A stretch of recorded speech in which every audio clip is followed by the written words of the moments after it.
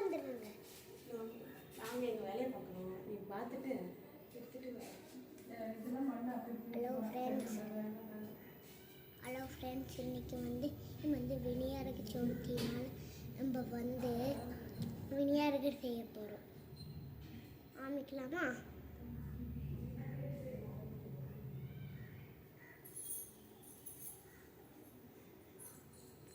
First இந்த மாதிரி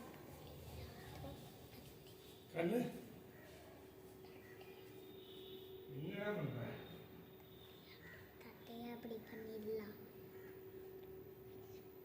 second இப்படி வச்சு நம்ம வந்து இப்படி சர்க்கிள் போட்டுடலாம். நம்ம வந்து இப்போ வந்து இதை எடுத்து இப்படி வச்சு நம்ம வந்து இப்படி வச்சு இப்படி